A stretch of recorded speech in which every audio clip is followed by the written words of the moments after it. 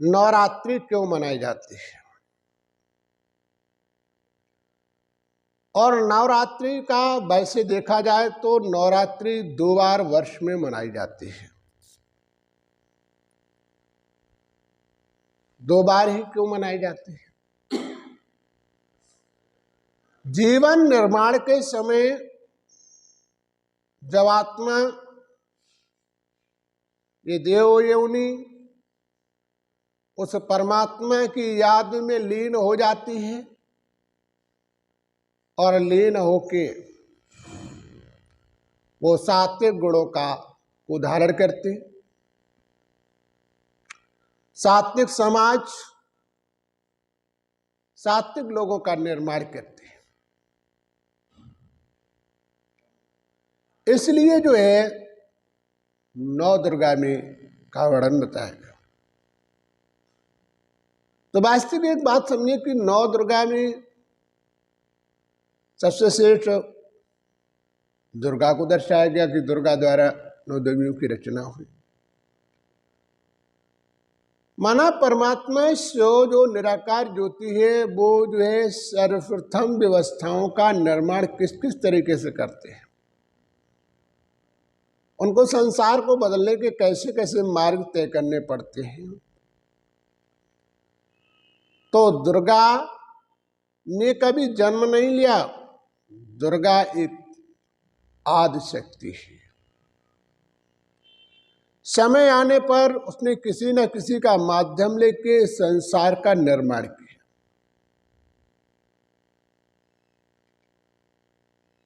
इसीलिए दुर्गा के द्वारा देवियों का 9 देवियों का जन्म दिखाया जाता है, उन्हीं के द्वारा निर्माण दिखाया जाता है। इस संसार की सृष्टि का 42वां महाप्रलयकार हो चुका है, जहां पर सब कुछ समाप्त होगा। तो इस संसार का निर्माण कहीं पर दुर्गा के द्वारा हुआ। सर्वप्रथम तो परमात्मा शिव के द्वारा हुआ था, इसके बाद आदिशक्ति भगवती के द्वारा हुआ। माना परमात्मा को जिसको जैसे कार्य करवाना होता उस समय वैसे विश्व को बना लेते और वैसे ही इस संसार का निर्माण होता है। तो वास्तविक इस दुनिया के अंदर जब प्रथम सतयुग के चढ़ की प्रारंभ होती, नए युग का निर्माण होता है। माना देवियां अपनी तपस्या द्वारा इस योग बनकर संसार में अपनी समर्थ को दर्शाती हैं। ऐसे समय पर भी जो है परमात्मा है, ऐसे दर्शाने की बात वो अपनी साधना द्वारा देव पदों को प्राप्त करते हैं। तपस्या से ही देव पद प्राप्त होता है, तपस्या से मनुष्य को राज्य अधिकार भी प्राप्त होता है। तब वो संसार की समर्थ व्यवस्थाओं को सुधारने का प्रयास करते हैं। जब तक ऐसा नहीं होता है तो संसार की व्यवस्थाओं का सुधार करने का व्यवस्था नहीं लगाते। तो इसलिए हमें अपने जीवन में इस चीज का ध्यान देना चाहिए।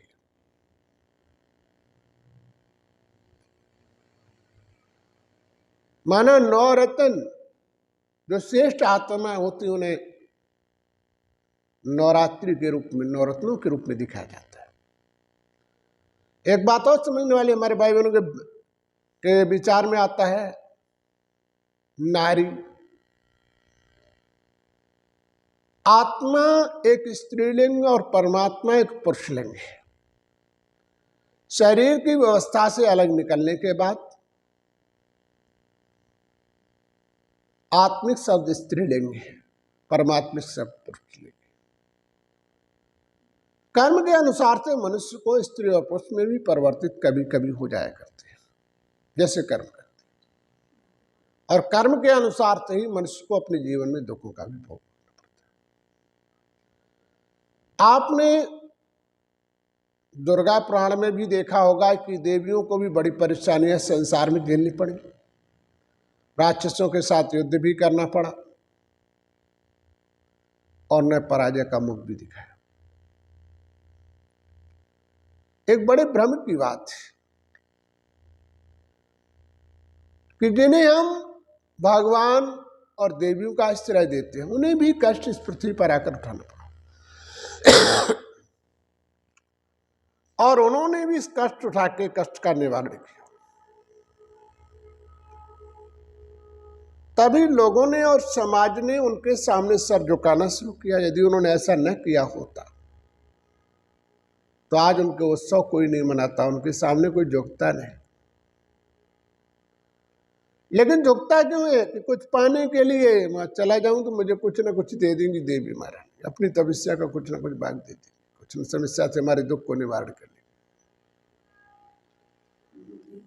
लेकिन सच्चे मन से यदि तुम मंदिर जाते हो, सच्चे मन से देवियों के भी मंदिर जाते हो, तभी तो प्राप्त होगा।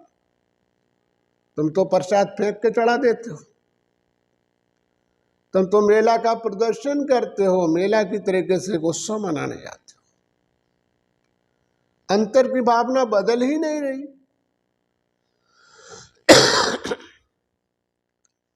फिर तुम्हारी क्यों सुनेगी दुर्गा, क्यों सुनेगी विष्णु, क्यों सुनेगी अन्य देवियां, क्यों सुनेगी? जब तुम अपने दर्पण को परिवर्तन करके जाओगे तभी सुनेगी। पहले झुकना सीखो, अंदर के भाव को बदलना सीखो, नवरत्नों को खुश करने के लिए अपने गुणों का बदलाव करो, तभी तुम्हारे जीवन में परिवर्तन होगा, तभी खुशहाली आएगी। जिसने अपने मन को अर्पित किया तब वो देवियों से भी कुछ पर प्राप्त कर पाए। मन के अंदर गंदे विचार, गंदी भावनाएं नहीं होगी। दूषित विचारों से जब दूर जाओगी तभी सुनाई होगी। नवरात्रि की व्यवस्थाओं में हमारे समस्त भाई बहनों से कहना है कि इसका सुधार करें, और जब तक इसका सुधार नहीं करेंगे तो परिवर्तन नहीं होगा। तो सुधार करके ही हमें मंदिर जाना चाहिए और प्रसाद कभी फेंक के नहीं चढ़ाना चाहिए।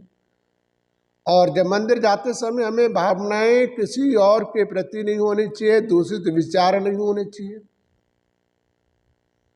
बल्कि मंदिर के देवी के लिए जाते तो देवी के ध्यान में ही जाकर वहां पर अपना जो भी सामग्री चढ़ाते देवी के ध्यान में जाकर यदि समर्पण करोगे तो लाभ मिलेगा। और अन्य विचार यदि तुम्हारे अंदर बने रहे तो वो पूजा करने का कोई लाभ नहीं मिलेगा, समय भले ही बेकार करो। इसलिए इन चीजों का ध्यान दें। हमारी परमपिता परमात्मा विश्वविद्यालय की भावनाएं हैं कि तुम्हें अपने कर्तव्यों का फल प्राप्त हो। भले आप किसी को भी मानते हो, किसी पंथ में चलते हो, किसी विचार में चलते हो, लेकिन सबसे पहले एक विचार तो बदल लो, सच्चे मन का परिवर्तन। सच्चे मन से मनुष्य देवताओं को मानेगा तब भी लाभ मिलेगा। सच्चे मन से इंसान से भी यदि प्यार करता है तो ही उनमें आपस में उस श्रद्धा भावनाएं रहती हैं और तभी एक दूसरे के काम आते हैं। और जब तक सच्चा मन जागृत नहीं होगा कुछ नहीं होगा। बदलाव करें भाई,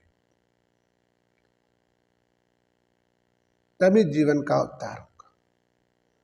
तो हम सभी भाई बहनों से अनुरोध करते हैं कि अंतर भावना का परिवर्तन कर भगवान पर भी समर्पण हो।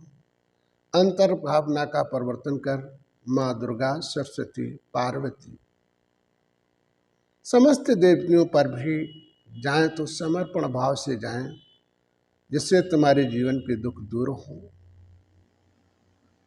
और समर्पण भाव से जो चढ़ाएं तो समर्पण भाव से चढ़ाएं, बल्कि भावनाओं को दूषित भावनाओं से नहीं, जिससे तुम्हें कुछ मिलेगा।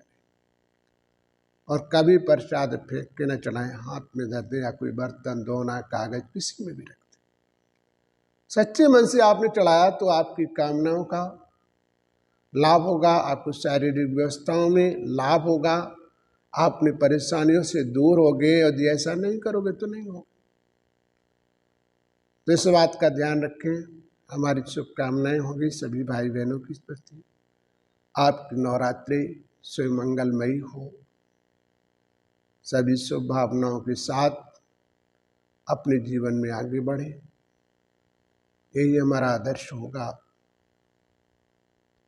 हर समाज के भाई बहन चाहे किसी भी मजहब का हो, मुझे सबसे आदर और सम्मान है, लेकिन ईश्वर का सम्मान आदर सदा रखें। अपने स्वार्थ के लिए ईश्वर से वैमनस्यता न करें। मानव में कभी कभी भिन्नताएं हो जाती हैं कारणवश, लेकिन ईश्वर कभी किसी के साथ वैमनस्यता नहीं करता। परमात्मा सभी का एक है। विचार संसार में धर्म नीतियों अनुसार से, धर्म पिताओं के अनुसार से अलग अलग हो जाते हैं, लेकिन भगवान तो सबका एक है। हर मजहब में आत्मा, ये आत्मा ही सभी के अंदर प्रवेश होती है और आत्मा ही अकेले चली जाती है। शरीर संसार पर ही रह जाता है। इसलिए शरीर के अहंकार भाव को त्याग कर आत्मदर्पण में हमारे सभी मजहब के लोग सभी वैमनस्यताओं को छोड़कर आदर्श में लाओ।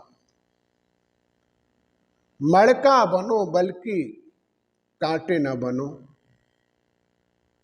कांटे बोगे तो आगे कांटे मिलेंगे। इसलिए हमारी शुभ भावनाएं हैं, शुभकामनाएं हैं। सभी शांत प्रिय अपने जीवन को व्यतीतमान करें।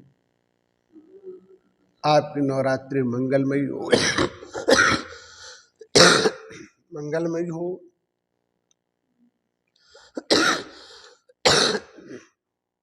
यही हमारी हार्दिक कामनाएं।